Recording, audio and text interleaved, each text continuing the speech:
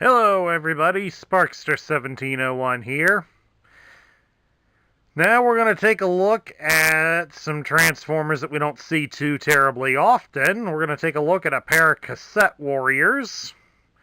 Thankfully, because I just received their card backer, so seemed like a good time to review them.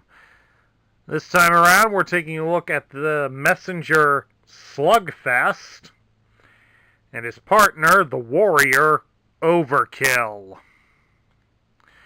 Now, Slugfest and Overkill were released in 1987. They would also be available in 1988. They'd be discontinued by 1989, and we would not get replacements for either of them.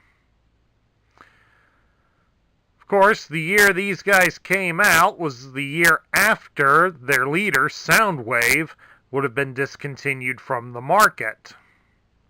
The only reason they were still on the market 2 years afterwards was due to the fact that the Transformer line would get another set of cassettes in 1988, and then that would be the last Cassette Warriors ever released for the Transformer toy line.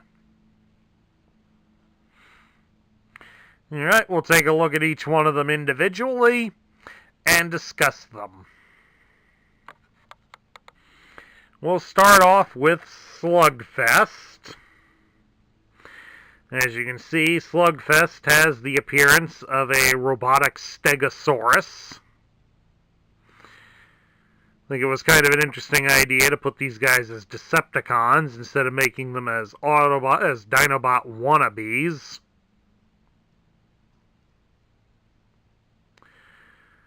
But at any rate, Slugfest is a messenger to the Decepticons. The problem is that Slugfest is extremely paranoid and short-tempered. So, in a lot of cases, Slugfest starts getting, in his own mind, a belief that the messages are about him, or he'll accidentally be playing back old messages that he didn't delete, and thus starts thinking that others are talking about him. And then he goes into a berserker frenzy that usually results in a small town being destroyed. So again, he's another character that's really too stupid to be in the military. As far as articulation goes, Slugfest has a fair amount going for him.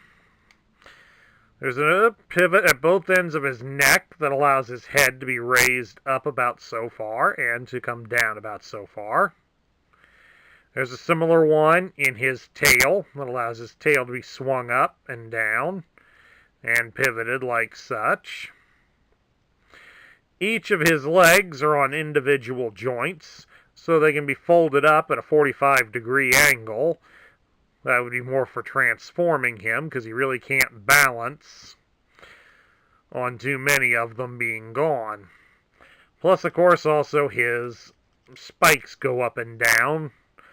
That's more to transform him, but this is also a weapon.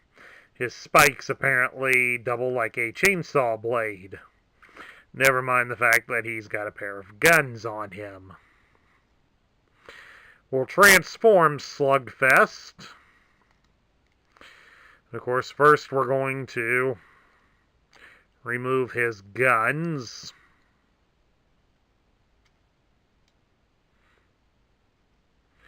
Then we'll let you guys all take a look at his guns. This is his gun for his right side.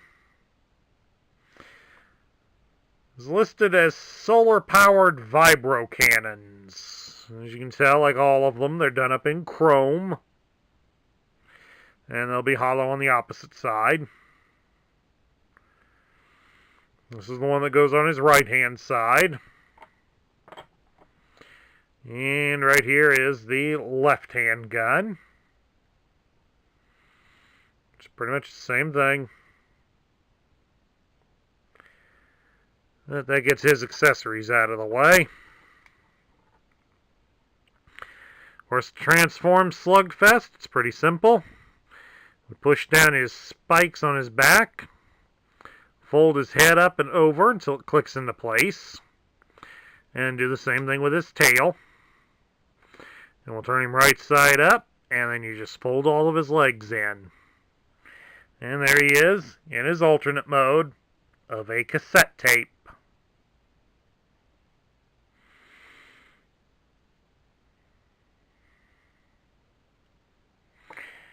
Now let's see if he's got any secret messages inside him or some recordings of 80s music. That'd be nice.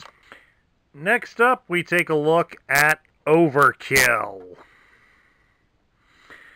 Now, of course, there's a common misconception amongst a fair number of the fan base that Overkill here is a miniature Tyrannosaurus.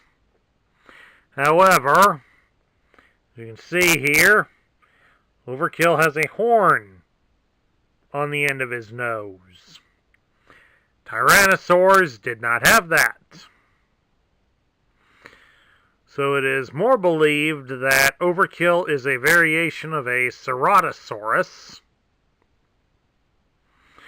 which you can see in the Jurassic World video game where you manage your own Jurassic World theme park. But at any rate, Overkill here is somebody that likes to boast about his own importance. Sometimes to the point that while he's proving how tough he is, he winds up forgetting what his mission was in the first place. Needless to say, these guys are playing up on the trope that dinosaurs were not very smart. Not helped by how the Dinobots were portrayed in the cartoon.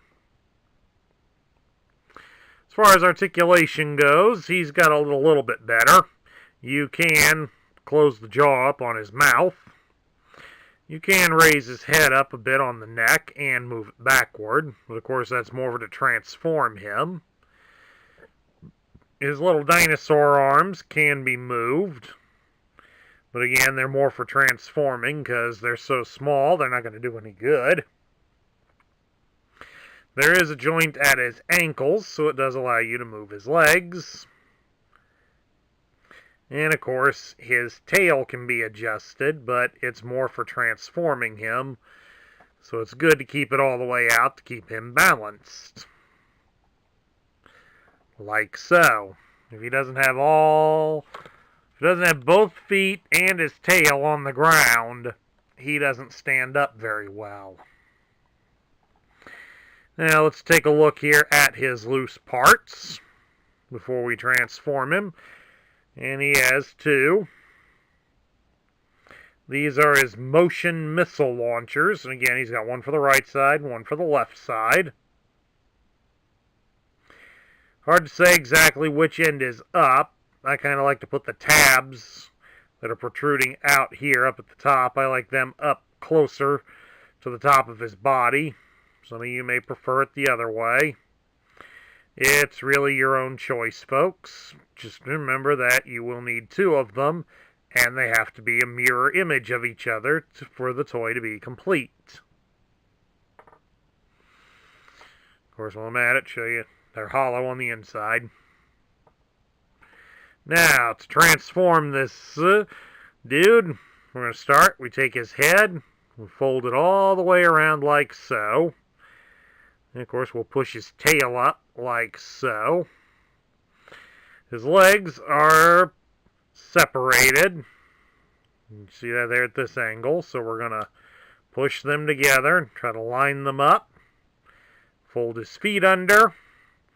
And then you fold down his little dinosaur arms. And there we go. Overkill is now a cassette.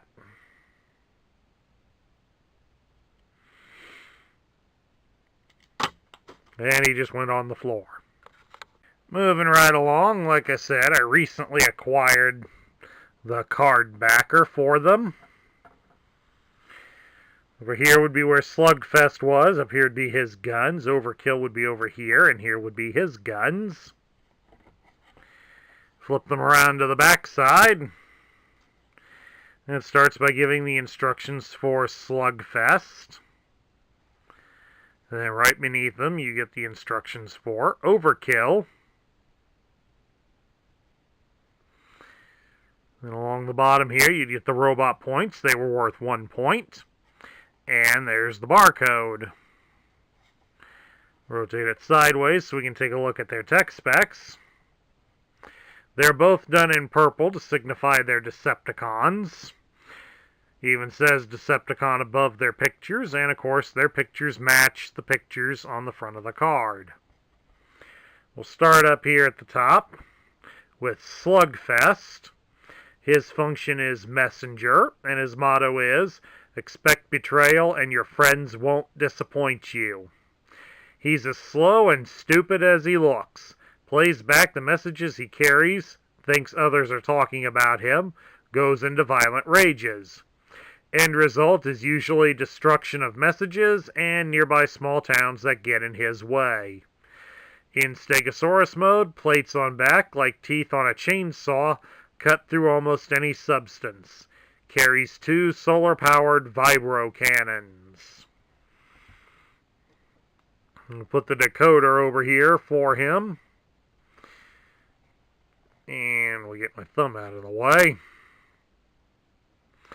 It lists his strength as 9, his intelligence is 2, his speed is 1, his endurance is 7, his rank is 4, his courage is 8, his firepower is 4, and his skill is also 4. So, he's pretty strong and brave, but he's pretty stupid. Moving down below to his partner, Overkill. It says his function is Warrior, and his motto is, too much destruction is never enough. Whether talking, terrifying, or attacking, he does everything to excess. So busy proving how tough he is by snapping cars in half between his jaws that he forgets his mission. Can record data as a cassette, rip open the hull of a battleship as a Tyrannosaurus. That's where we get the misconception. So the card lists him as a Tyrannosaurus. Armed with 2 batteries of motion missiles. Each reacts to any moving object bigger than a baseball and explodes on contact. Nasty. And we'll put the decoder here over the grid. It gives his strength as 8, his intelligence is 5, his speed is 2, his endurance is 8, his rank is 5, and his courage is 6, his firepower and his skill are both at 5. So, Overkill comes off as being rather average. Now we get down to my thoughts. What do I think of them? Well, to tell you the truth, these guys about average out into the middle tier, and only just barely at that. It's nice that we got more minions to work alongside Soundwave. That's never a bad idea. The problem is that their release, after he had been taken off the market, is where I have a lot of the problem with it. It's like me, growing up, I never had Soundwave as a child. I didn't get him until I was an adult collector. So, yeah, having these guys was nice, but I would have really liked to have had Soundwave to play with them. But even with that, there was always my imagination, and that's usually how I made do growing up. Plus, there's also the fact these guys were dinosaurs, and dinosaurs were still reasonably popular back then. This was, of course, before Spielberg and Crichton would give us Jurassic Park. So, that should give you that as an impression. These guys are older than Jurassic Park. But the downsides to them is what weighs heavily with them. Their toys are okay, but their usefulness to the Decepticon army is where I have the real problem with. Both of them have shown in all of the appearances, the few appearances that they do make, that they're stupid. They're incredibly stupid. In fact, they're stupid enough at the point they shouldn't even be in the Decepticon army. So it kind of almost says that the Decepticons are letting their standards get pretty low in order to recruit these guys. Plus, of course, there's really not much given about their motivations. You know, if they're that stupid, why are they even in the army to begin with? Maybe it's a lack of alternatives. It's hard to say, and it can go, and the debate can rage on for forever, believe me. So, it's, again, pretty hard to argue over their real purposes, as their skills kind of average out. But the fact that they're too stupid to really be that useful to the Decepticons makes you wonder, just what were they thinking? But at any rate, I know they probably have a fair amount of fans who remember them well, especially since, like I said, they were dinosaurs, and dinosaurs were still something kids liked back then. So I guess that allows them to slide a little bit, but unfortunately, their usefulness is extremely limited. And that concludes my review of the Decepticon cassettes Slugfest and Overkill. If you liked the video, leave a thumbs up here on YouTube. New to the channel, hit the subscribe button so you'll join up in our ranks, and ring the notification bell so you'll be alerted when videos get posted.